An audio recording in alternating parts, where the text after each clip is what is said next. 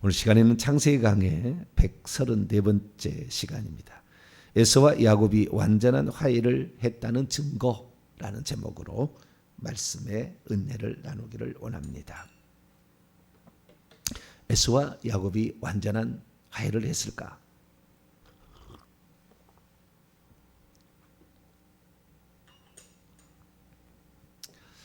에서가 이때 거짓으로 자신의 형제를 안심시키고 이렇게 딱 한 다음에 간 듯이 딱 가다가 다시 돌아와서 쳐서 한 방에 착 날려버릴 수가 없겠어요? 뭐 그럴 수도 있어요. 우리는 뭐 성경에 기록되었기 때문에 알고 있지만 인생사가 그렇게 눈에 보이는 대로 다 진행됩니까?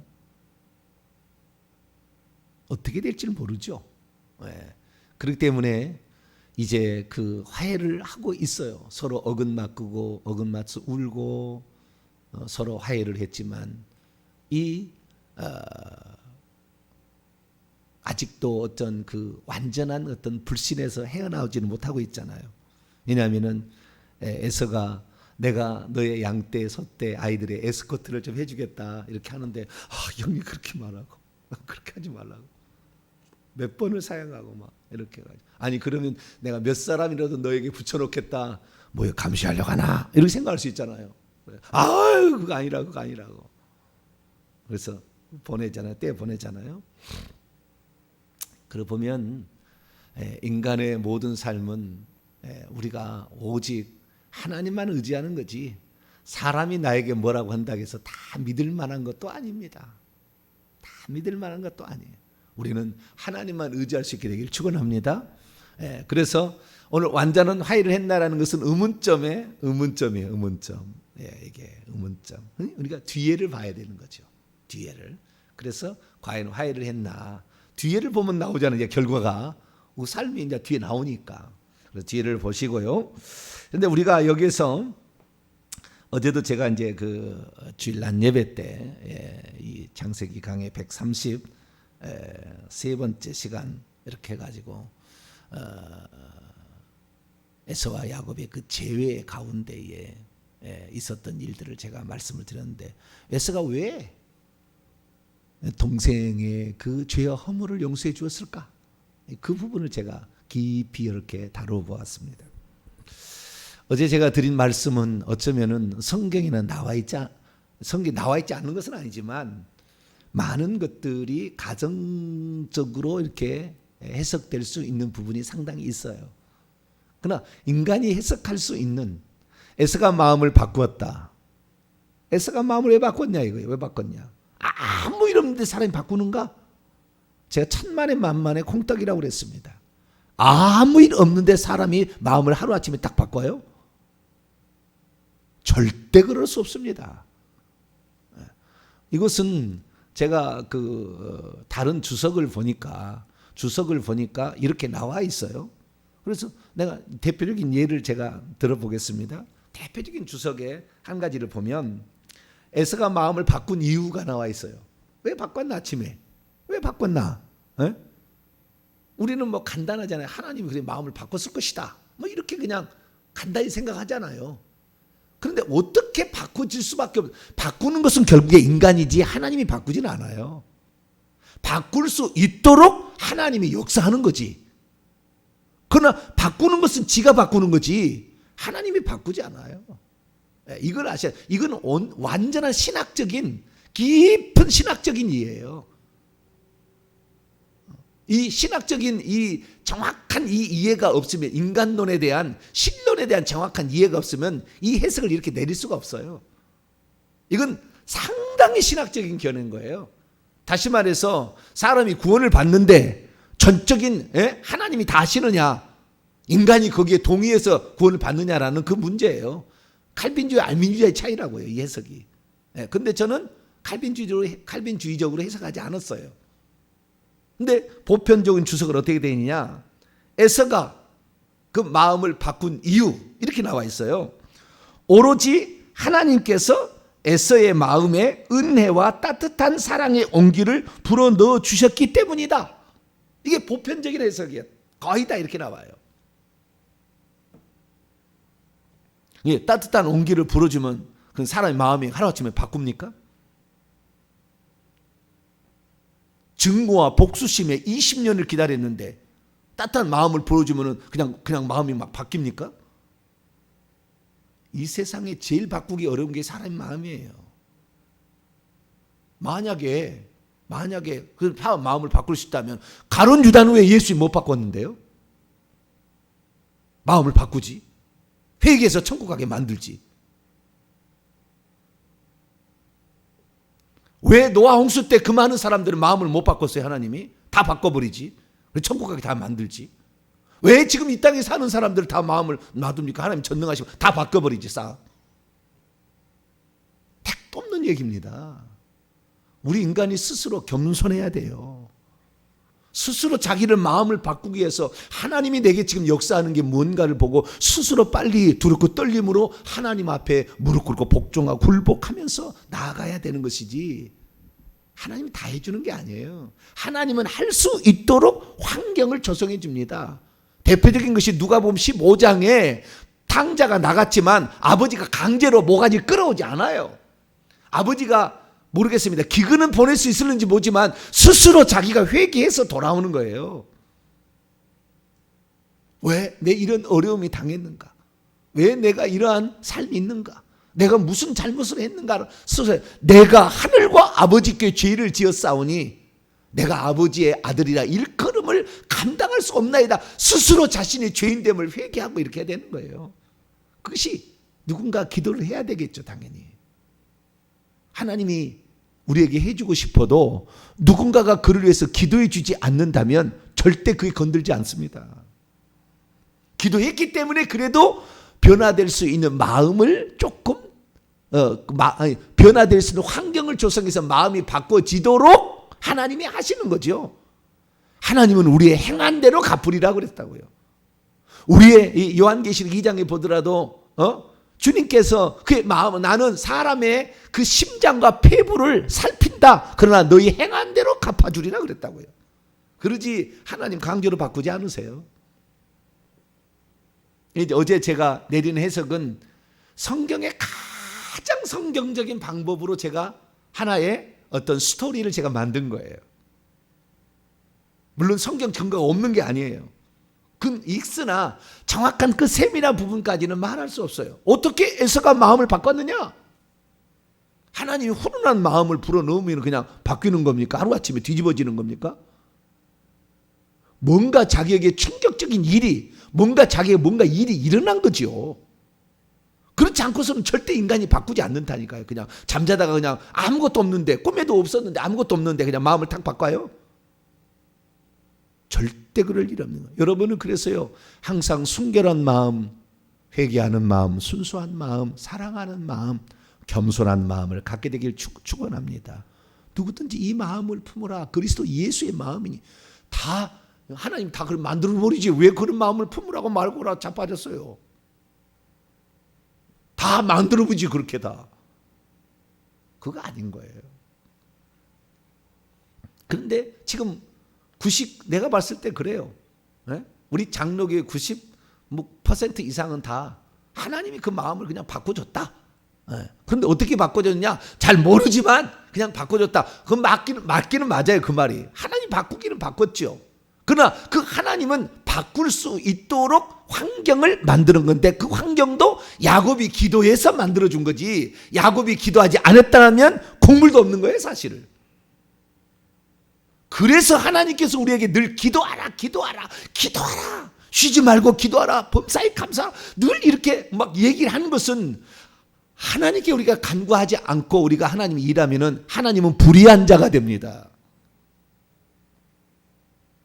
하나님께 우리가 기도도 안 했는데 하나님만 가서 마음을 막 바꿔버리면은 불의한 자가 돼요. 그러면 불의한 사탄 마귀를 심판할 수가 없어요. 왜 하나님은 당신 마음대로 합니까? 그게 욥이에요. 욥기. 왜 하나님은 울타리로 지켜가지고 욥을 그렇게 복을 줍니까? 당신 불의하지 않습니까? 이렇게 얘기를 하는 거잖아요. 하나님이 그 울타리를 두는 것도 그냥이 아니고 이 욥이 그렇게 날마다 행위를 그렇게 혹시 아들이 생일 잔치를 하면 혹시 우리 술 먹고 혹시 입으로 잘못하지 않았을까 번제를 드리며 그렇게 살아왔어요. 야, 욥이 그런 삶을 살았다고요. 하나님이 기뻐할 만한 복을 줄 만한 삶을 살아왔는데도 이 사탄 마귀가 참소하잖아요. 하나님 울타리로 지켜서 그런 거 아닙니까? 한번 나한테 맡겨만 달라 이거지. 그래, 그러면은 너한테 맡기만 한번 해봐라 이런 거 아니겠어요? 천국에 가면 욥은 대단한 높은 위치에 있습니다. 대단한 높은 위치에 있어요. 나중에 가시면 알겠지만, 그래서 그 인간의 마음이 쉽게 바뀌지 않는다. 하나님은 그 마음이 바뀔 수 있도록 해줄 수는 있어요. 그러나 그것도 당신이 하고 싶다고 할 수 있는 게 아니라 그 말이에요. 인간을 행위대로 심판해야 하나님은 공의로우시고 정의로우신 분이기 때문에 그렇습니다. 그렇지 않으면 마귀를 절대 심판할 수 없어요. 악을 심판할 수 없기 때문에 그러는 거예요. 그래서 우리가 하나님께 호소하는 거죠. 하나님, 이 사람을 좀 바꿔주세요. 이 사람 바꿔. 그러면 환경 속에서 결국에 자기가 깨닫는 거예요. 아, 내가 왜 이런 환경에 있나. 그래서 그 깨닫는 사람은 결국에 주께 돌아오는 것이고, 끝까지 고집 피우면 망하는 거예요, 결국에. 말은 좋아요. 듣고 싶으면은 우리 어떤 그 만세전의 예정론, 한 번 구원 영원한 구원, 막 이런 거 들으면 은혜는 돼요. 은혜는 돼. 그렇게 됐으면 좋겠죠. 그러나 실제는 그렇지 않는다는 거. 하나님을 모르고 한 얘기라는 거. 그렇게 하면 하나님은 불의한 하나님이 되시기 때문에 절대 하나님 그럴 수 없어요. 하나님의 속성은 그런 게 아니에요. 저는 장로교 목사지만 그러나 장로교의 교리를 따라가지는 않습니다. 교리를 따라가는 게 아니에요. 수많은 사람이 교리를 따라갑니다. 장로교에 좋은 전통도 있어요. 정말 좋은 전통이 많이 있어요. 그런데 어떤 거 아닌 것은 아닌 거예요. 그러면은 우리 장로교를 세웠다고 할 수 있는 칼빈 선생님은 뭐라고 이 해석을 했을까요? 주석을 달았을까요? 주석에 이렇게 나와 있어요. 최초의 성경 주석가입니다. 칼빈은 천재예요, 천재. 말씀 안 보고 다 그냥 가로칠 수 있어요. 싹. 그 칼빈이 쓴 이런 그 주석책이나 기독교 강연을 보면은 상상할 수 없는 그런 말들이 와, 대단한 사람이에요. 그래도 아닌 건 아닌 거죠. 아무리 그렇게 얘기해도 아닌 건 아닌 거예요. 뭐라고 해석했느냐? 제가 그대로 한번 읽어드릴게요. 왜 에서가 마음을 바꿨을까? 이거예요. 왜 에서가 마음을 바꿨을까? 하나님의 특별하신 은총의 결과다. 틀린 건 아니에요. 이런 말 들어보면은 은혜가 돼. 이런 거 들어보면은 그래요. 하나님의 특별하신 은총의 결과다.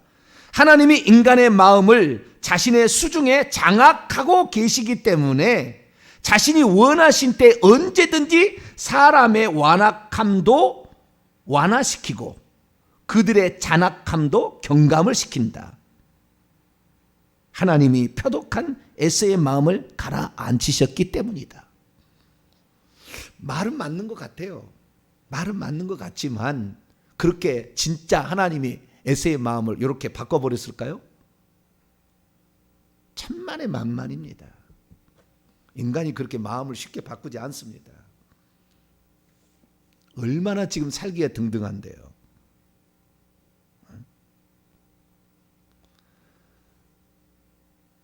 사울이 사도행전 9장에 살기 등등해서 예수 믿는 사람을 죽이려고 달려가고 있었잖아요.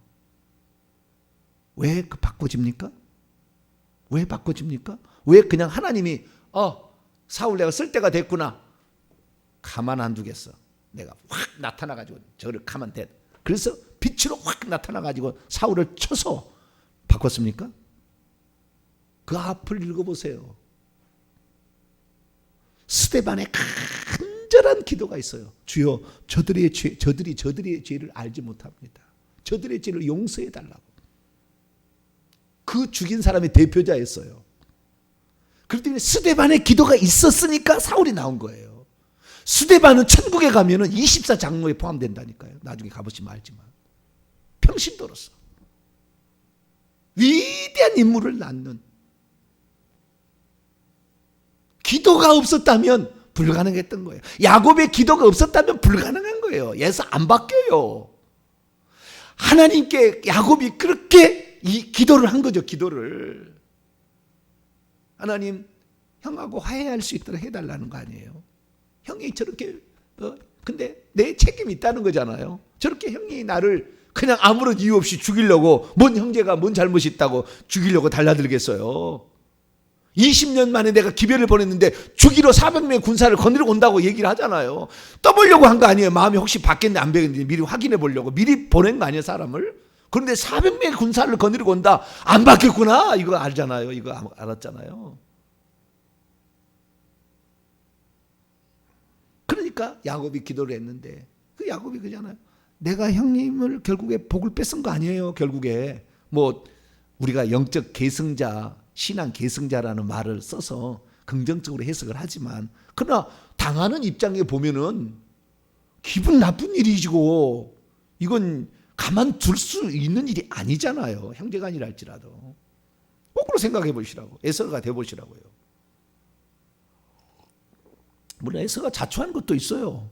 장자권을 경홀히 여긴 것도 있고, 아버지가 공평하게 축복하지 아니하고 그놈만 이 예서만 데려다가 축복하겠다고 이렇게 편애한 것도 있잖아요. 잘못한 것도 있잖아요. 그러나 다 무조건 그냥 딱 무자 짜라가지고 넌 틀렸고 넌 맞았다 말할 수는 없잖아요. 그래도 어찌하든 간에 형은 결과론적으로 봤을 때는 자기의 복을 다 빼앗긴 거니까 가만둘 수가 없는 거죠. 그래서 결국에 제가 성경을 다시 본 거예요. 무엇 때문에 에서가 마음을 바꿨을까? 사람의 마음이 그렇게 바뀌지 않는데, 바꿀 수 다 바꿔버리지. 하나님이 왜 못 바꿔요? 다 바꿔버리지 다. 우리는 하나님 앞에 마음을, 부드러운 마음을 갖게 되기를 축원합니다. 하나님 앞에 겸손해야 돼요.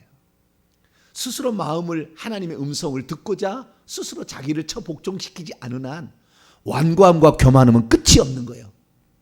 그 바로 이스라엘 백성을 괴롭혔던 바로같이 강팍해 되는 거예요. 이렇게 나갈 수가 있는 거예요. 그래서 어제 제가 선택한 것은 두 가지였다. 하나는 사람의 마음을 움직이는 존재가 있으니 귀신들이 있다라는 거잖아요. 경험을 해보니까 귀신들이 있다는 거잖아요. 분노와 혈기의 영이 있고 미움의 영이 있고 살인의 영이 있는 거죠. 그 영이 뒤에서 조정하게 되면 사람의 마음이 바뀌더라는 거예요. 오늘날 얼마나 많은 사람이 귀신 들려 있습니까? 왜? 귀신이 그렇게 마음을 조정하니까. 뒤에서 조정하니까. 가룟 유다에게 예수를 팔려는 마음을 집어넣었다고 그러잖아요. 그런데 그것을 안 받아들였으면 관계없지만 사람이 받아들이게 되면 결국에 귀신도 사람을 장악할 수 있는 근거가 있는 거예요. 구약에도 개인별적으로 떨어지는 수많은 귀신들이 있었기 때문에 그 하나님의 지금 이 약속의 메시아를 오는 것이 귀신들이 좋아해서 오십시오 이렇게 축원해드리겠습니까? 절대 그럴 일이 없지. 어쩌든 방해를 해야지. 그러면 지금 가장 방해는, 지금 하나님의 언약은, 메시아는 지금 야곱에 달려있는데 이걸 없애야 되겠다는 것은 반대에 이 귀신들이 적극적으로 나설 수밖에 없는 것이고 에서를 붙잡을 수밖에 없는 거죠. 그래서 그 감정을 더 악하게 시키고 이렇게 만들어서 야곱을 죽이도록 이렇게 만들 수밖에 없는 거예요. 그러니까 우선은 이 야곱의 기도가 결국에 하나님의 군대를 파송했다라고 나오잖아요. 다시 33장 8절을 봅니다. 어제 제가 이런 것은 성경대로 정확히 뭐 구체로 나온 건 아니에요. 그냥 가장 근접한 제가 해석을 해오는 거예요. 두고두고 아마 그 설교를 들어보시면 그럴 것이다 나중에 알게 될 거예요. 자, 창세기 33장 8절이 있습니다. 시작. 에서가 또 이르되 내가 만난 바 이 모든 때는 무슨 까닭이냐? 야곱이 이르되 내 주께 은혜를 입으려 함이니이다. 여기에 때라는 말이 에데르라는 가축 때를 의미하는 것이 아니라 마하나임의 단수형이죠. 마하나임 복수형이고 하나님의 군대를 지칭하는 마하네요.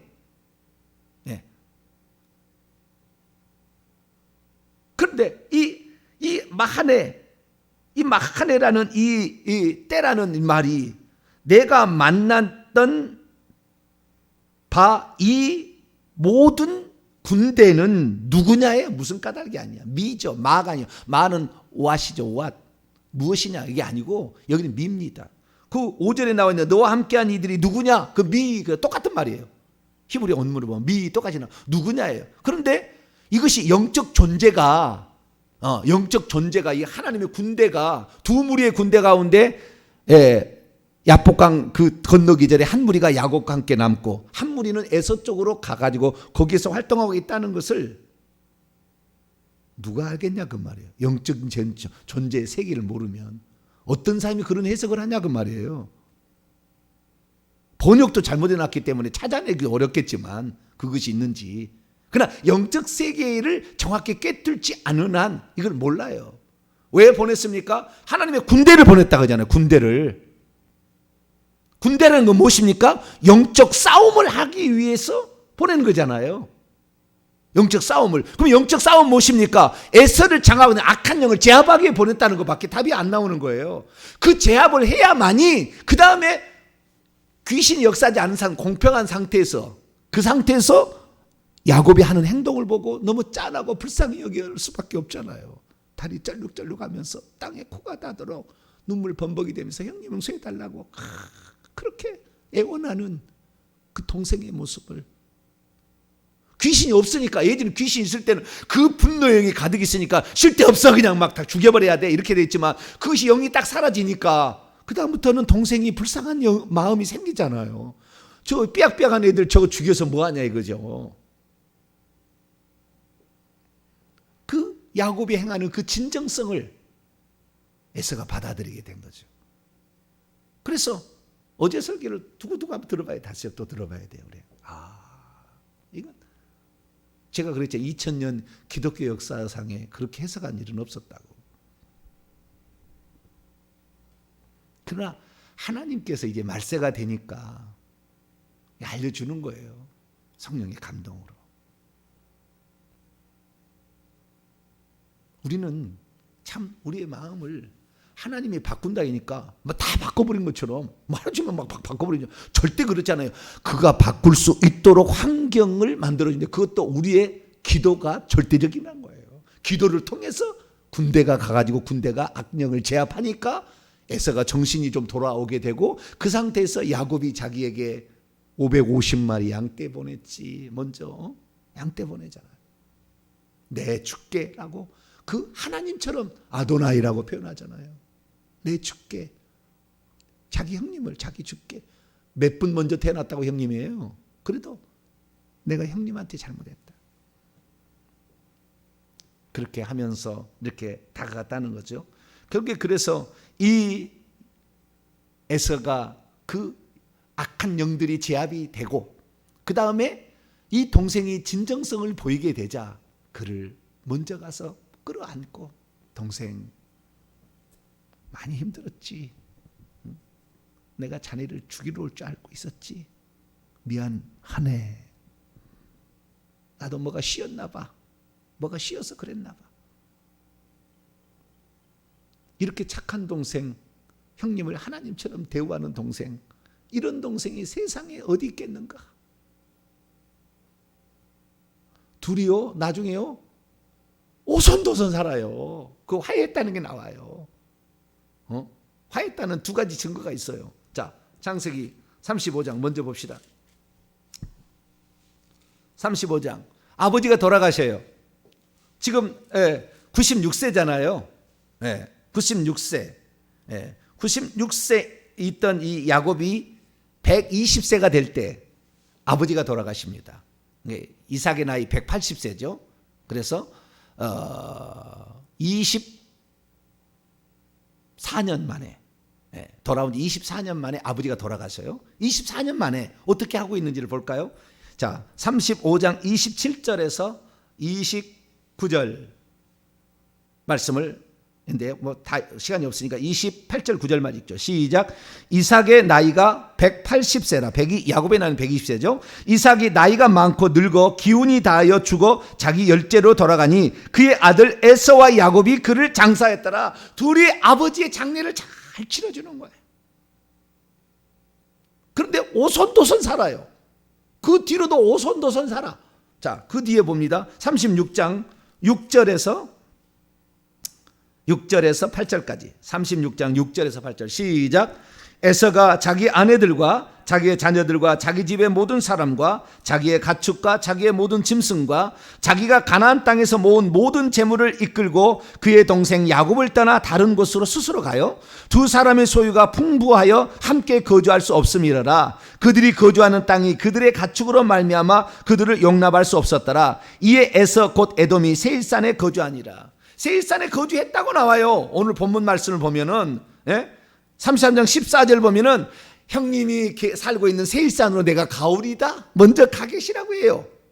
근데 아버지의 장례로 말미암아 왔는데 다시 같이 살다가 두 가축이 많아지니까 이제 형님이 너는 언약 계승자로서 이제 살아야 되니까 이 가나안 땅에 살고 나는 세일산으로 감사하고 오손도손 살다가 형님이 스스로 다 가요. 완전한 화해가 이루어진 거예요. 여러분, 귀신이 떠나가지 않은 상태에서 회개했다는 것은 언제 마음이 바뀔지 몰라요. 왜? 귀신이 다시 장악할 거거든. 귀신이 떠나가면은 그냥 무상태로 바뀌는 것이지 그것이 마음이 호의적인 상태로 바뀌는 게 아니라고요. 그것은 사람이 어떻게 하느냐에 따른 거예요. 어떻게 하느냐. 근데 야곱은 진실로 그 형님을 형님처럼 형님이 아닌 하나님과 같이 그렇게 진실로 진정성을 보이는 회개의 모습, 용서의 모습을, 용서해달라는 그 참의 모습을 보였다 그 말이죠. 그러니까 형님이 스스로 알아서 다 자네 여기 살소. 나는 가야 되겠네. 나는 원래 야생성이 아닌가? 나는 화살 쏘고 하는데 우리 아들 잘해. 나는 이제 나이도 많았고 우리 아들들이 다 여기서 다 털을 잡고 족속이 나중에 상심 6장 보면 그 많은 그 종족이 족장을 이루게 되고 엄청 잘 살아요. 에서가 종족을 이루게 되고 특별히 에돔에서는 이스라엘보다 먼저 왕이 나와가지고 나중에 나옵니다. 이렇게 잘 해요. 그래서 우리는 에서가 진정 화해를 했을까라는 부분에 있어서 요 당시에는 물음표 아직도 물음표였지만 나중을 보니까 진짜 에서가 받아들였다. 왜? 악한 영이 떠나니까 가능했다라는 거. 그래서 이 33장 8절에 가축대를 의미하는 것이 아니라 하나님의 군대 마하네 원문에 정확히 나와요. 군대가 너에게 속한 그 군대가 뭐냐? 그걸 미리 본 거다. 그 군대가 와서 이렇게 했어요. 여러분, 이 땅에 천사들이 우리 인간에게 관련을 맺잖아요. 근데 천사들은 총 7가지 그 방면으로 나눠져 있어요. 천국에 가면 천사가 하는 일이 7가지로 나눠져 있다고요. 7가지로. 천국에 가시면 알아요. 7가지로 이렇게 쫙 나눠져 있는데 그 7가지 중에서 4가지는 천국에서만 일해요. 천사들이 하는 일이 있어요. 이 땅에까지 관련되는 것은 3가지 일이 있어요. 그래서 왔다 갔다 하는 것은 요 3가지 종류의 천사만 왔다 갔다 해요. 나머지 4천사는 천국에만 있어요. 천국에만. 그 하는 일이. 이게 정해져 있습니다. 그래서 이 천국에 가면은 이 기록하는 천사는 행위책이나 생명책에 기록하는 천사는 거기만 있어요. 거기만. 두 번째, 경비천사. 이 천국도 이 예루살렘 성에 가면요 안팎에서 다 지키고 있어요. 왜? 귀신들이 언제 천국에 들어올지 모르니까, 쳐들어올지 모르니까. 그래서 천국을 지키는 경비천사가 있어요. 세 번째는 건축천사. 우리가 일한 대로, 기도한 대로 하나님은 다 그 보상을 해주시는데 그것을 가지고 집을 짓는다고요. 그러니까 보고천사가 와서 기록천사가 기록을 하게 되면 거기에 따라서 건축을 해줍니다. 그래서 우리 집이 지어지는 거예요. 이게 건축천사예요. 뿐만 아니라 천국에서는 예배 담당, 하나님을 예배하는 담당 천사가 또 있어요. 찬송하고 악기 연주하고 이 모든 게 다 있어요. 다 바이올린 연주하고 다 그래요. 전국에 가보세요. 다 천사가 그렇게 합니다. 그래서 여기에 이런 천사들은 천국에만서 일하는 천사예요. 그런데 이 땅에 왔다 갔다 하는 천사가 있어요. 첫째, 소식을 전하는 천사. 소식을 전하는 천사. 이 천사를 우리는 이제 보고 천사라고 하는데 왔다 갔다 가브리엘이 대장입니다. 그 천사의 천사장입니다. 예. 그래서 이 소식을 전해주는 왔다 갔다 하는 천사가 있고요. 뿐만 아니라 전투 천사가 있어요. 그것은 악한 영을, 사람에 있는 악한 영을 제압하기 위해서, 쫓아내기 위해서, 결박해서 십자가로 보내서 무적행으로 떨어지게 만드는 그 전투 천사가 있어요. 그리고 세 번째는 치유 천사가 있어요. 치유 천사. 치유 천사는 우리가 기도를 하면은 그 사람이 질병을 치료하기 위해서 천국에서 와요. 치유 천사는 아주 적은 것부터 어마어마한 큰 거 있어요. 이 치유 천사에게 우리가 암병을 치료하라고 그러잖아요. 그러면은 이 세포 속에 들어가서 암병을 잡아요.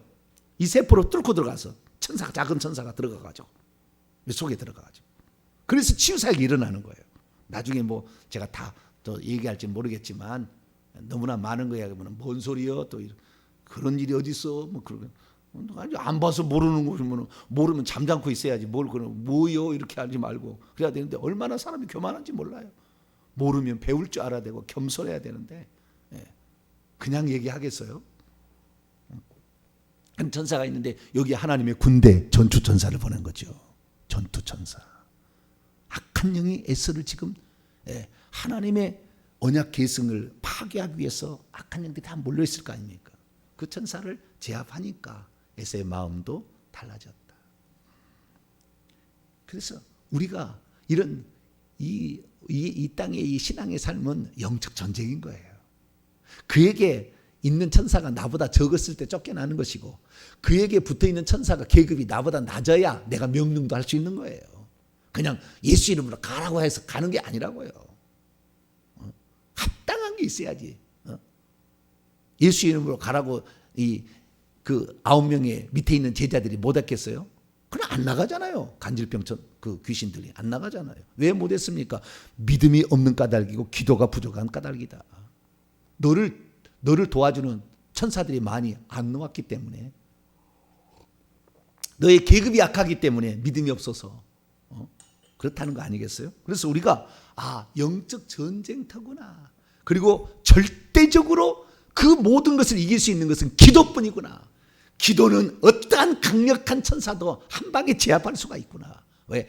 이 기도에 따라서 하나님이 보내주는 특별 보급되는 천사가 있기 때문에 우리의 삶이 가능하다 생각하시고 믿으시고, 이제 그렇구나. 내가 기도하는 거 이것처럼 중요한 일이 이 땅에서 없구나. 이것이 다른 사람도 바꿀 수 있는 조건을 만들어주는 계기가 되는구나. 하나님은 뭐 하루아침에 확 마음을 바꾸는 게 아니구나. 우리가 바꿀 수 있는 환경을 만들어주도록 하나님께 요청해서 하나님이 천사를 보내서 일을 하는구나.